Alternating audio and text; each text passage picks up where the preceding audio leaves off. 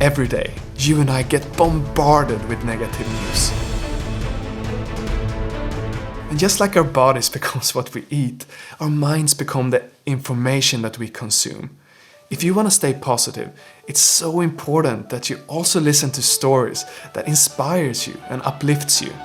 In this podcast, we interview world-leading experts dedicated to solving the world's most pressing problems. And if you stick around, I promise you will not only be as informed as if you watch the news, you will feel uplifted, inspired, and have more positive energy in your life. Welcome to Great.com Talks with. Hi and welcome. Today Great.com talks with Sarah Espinosa, who is the Vice President of Programs for NEEFusa.org.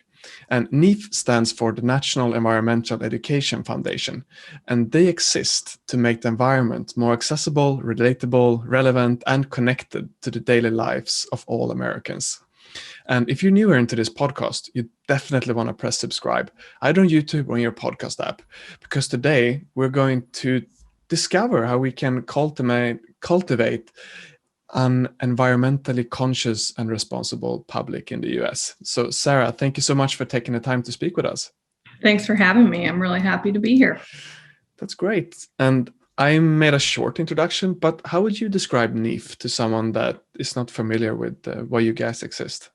Sure. Yeah. So NEEF is a unique organization in that we were actually chartered by Congress here in the United States as a sister organization to the U.S. Environmental Protection Agency. So we're an independent nonprofit, but we work closely with EPA and other federal agencies as well as a broad range of private sector partners to really make the environment relevant to people's lives. And, I think a lot of times when people hear environmental education, they think of youth, and we do have a programming that's focused on youth and K-12 education, but we're really about lifelong environmental learning. So we also focus our work on all ages, really thinking about how to make those connections to people's well-being and also to protecting the environment.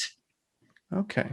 So when you say making the environment relevant, what are you trying to change in the mindset of people?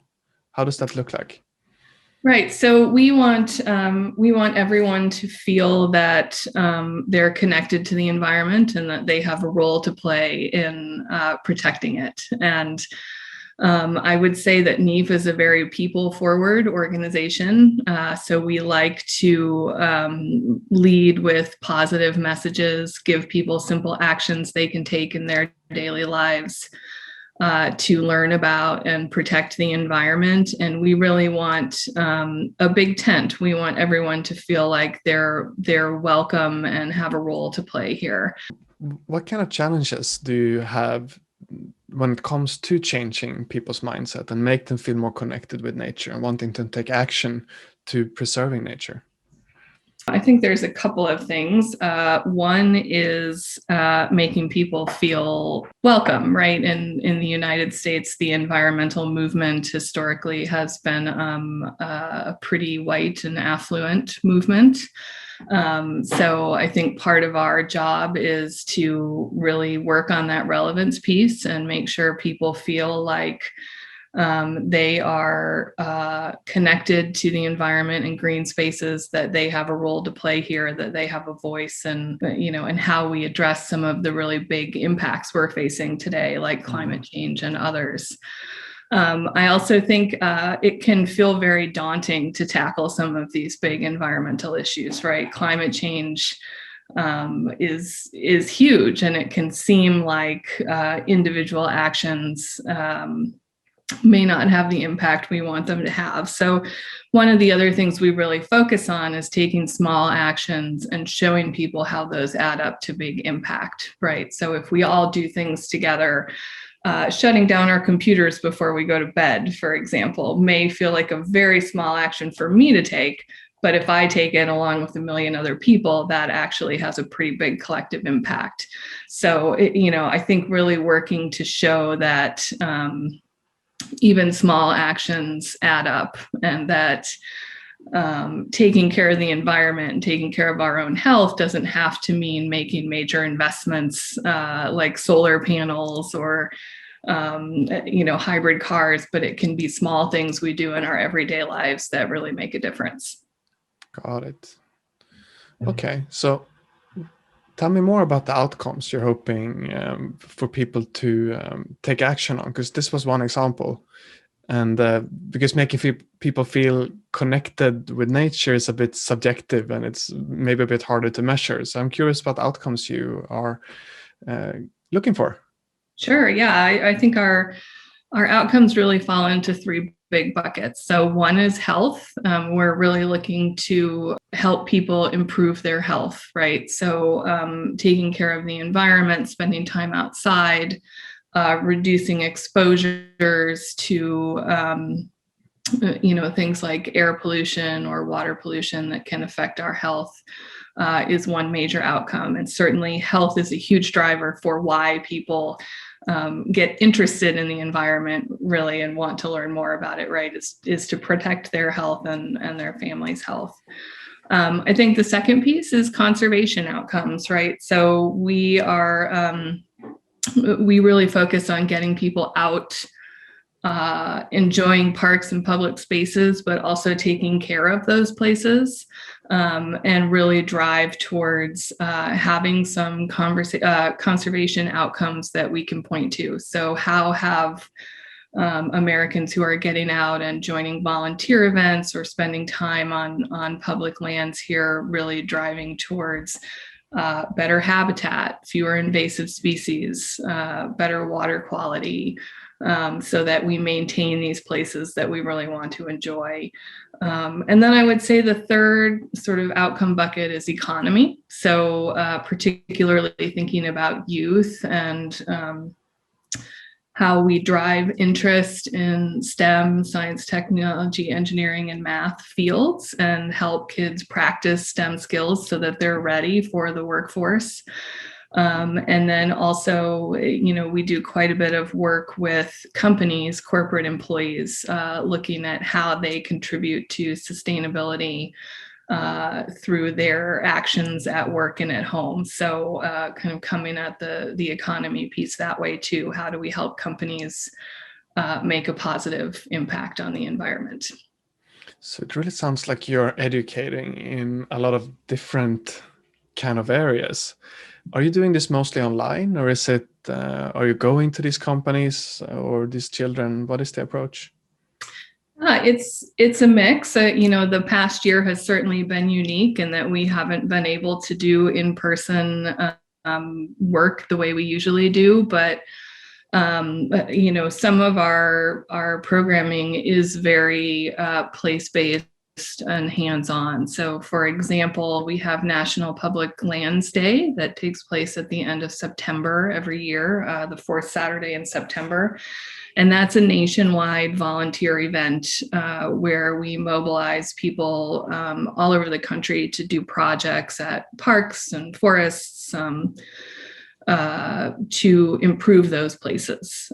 So in a typical year in 2019, we had 2,000 projects all over the country, about 150,000 volunteers, and they did $16 million worth of work on that one day of service. So that's an example of a very hands-on project that looked a little different this year. We encouraged virtual events in 2020 and still had about 77,000 people participate in National Public Lands Day. Some in-person events where they were possible, but a lot of virtual engagement. So Zoom, Zoom meetings and opportunities for people to interact, say, with a park ranger or learn something about a park that maybe they couldn't visit otherwise. So it ended up being a really great engagement.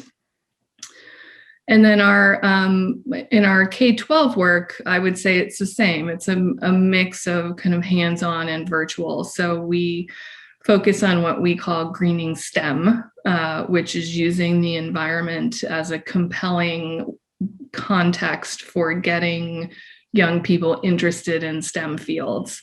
And what that often looks like is partnering with schools or school districts and nearby green spaces to create real world projects for on, so they can actually go out, collect data, analyze data, and come up with their own solutions to something that may be affecting their community.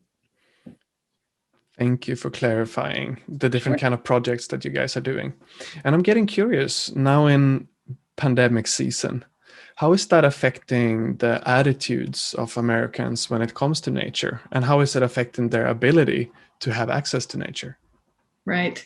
Yeah, I think what we've really seen here is that as the pandemic came on and many places closed, certainly gyms and community and recreation centers, people were going outside and they were using nature and parks and public green spaces more than ever.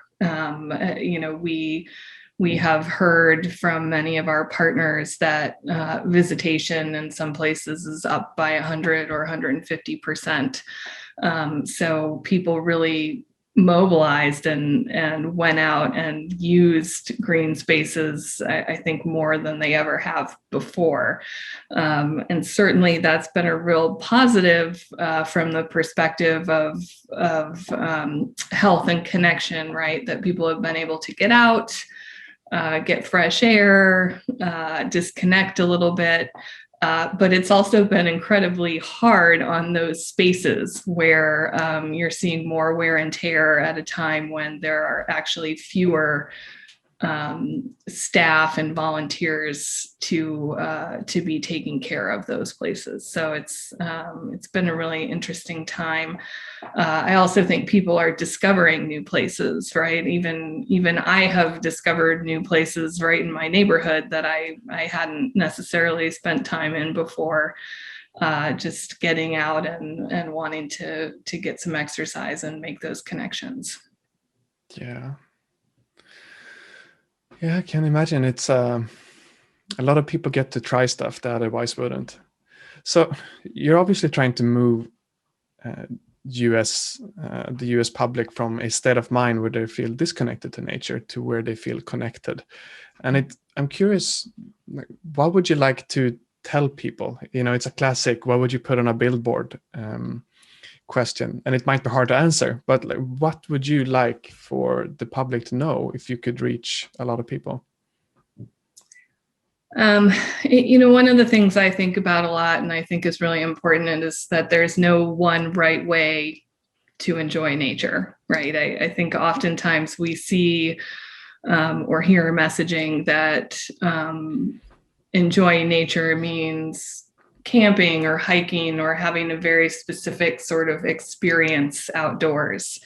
And I think, to get more people into nature, into parks and green spaces, the message really is that you enjoy those places the way you want to, right? If it's having a picnic with your family, if it's sitting somewhere and reading a book, maybe it is taking a hike, but I think really broadening our definition of what it means to connect with nature and really honoring that everybody does that a little differently, and that's okay. It doesn't need to look one specific way. Yeah, I think that is helpful to lower the bar for people to start get out and being involved in some kind of way. So where do you hope to go in the next 10 years, both you as an organization, but also how would you like for the public's mindset to develop? I think for NEEF, we're really continuing to focus in those three main areas of work, so health, conservation, and K-12 education.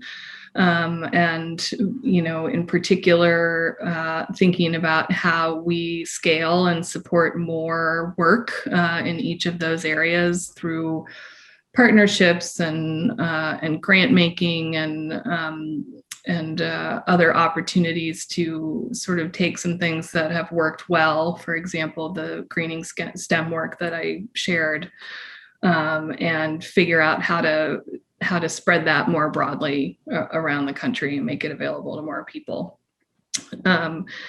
In terms of kind of where we're going with people, I think it's really working towards an environmentally conscious American public, right? So regardless of your career or your interests, you have the knowledge and kind of this lens of environmental stewardship that is part of your life, right? It becomes second nature versus something that we feel we have to remind ourselves to do. Mm-hmm. And I think it's fair to say that really everyone does have a role to play, and even looking at careers, every job in some way can be a green job. So, I think really moving towards that, making the environment really a part of daily life and something that's integrated and part of everything that we do. Thank you. And to look at an individual level then, what can someone do to take some action in their own life to be more connected with nature and more helpful to nature? Mm-hmm. So I think one thing is just learning more about what's around you, what's in your neighborhood, and being able to find those places to get outside and connect. I think another way for individuals to learn more is just to understand, the context of the environment around them. So where does your water come from? Where does your energy come from? Some of those questions that, maybe we don't always ask.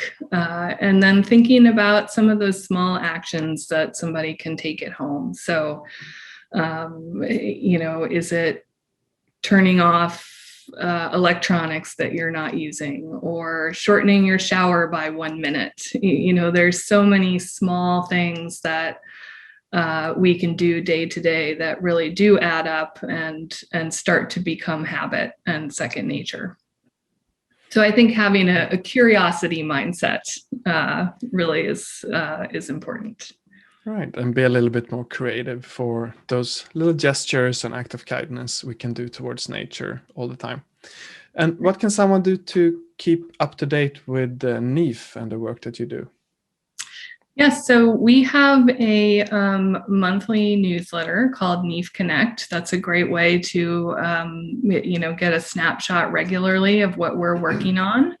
There's a subscription option right on our website, NEEF, neefusa.org. And we talk about our own work. We talk about what we're doing with partners. We share practical tips and information in that newsletter, kind of going back to those individual actions that people can take. So that's a really nice way to stay up to date with the organization. Beautiful. Sarah, thank you so much for taking the time to speak with us today. Highly appreciate it. Thanks. Thank you. And for you listening, if you enjoyed this episode, press subscribe on YouTube or in your podcast app, because that is showing the algorithms that this is an important conversation. So more of us can become environmentally conscious and realize that we are part of nature, and maybe even that, well, we are nature. So thank you so much for listening, and we'll see you in the next episode.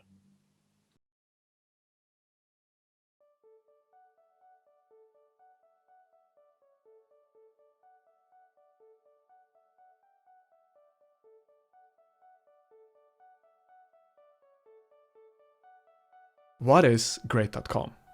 That is the most common question that we get. And the shortest answer I can give you is that we are a company that is moving money from the online casino industry and donates it to charities that is helping the environment. The long answer Unfortunately, I don't have time to tell you today. But if you're curious, definitely Google whatisgreat.com to learn more.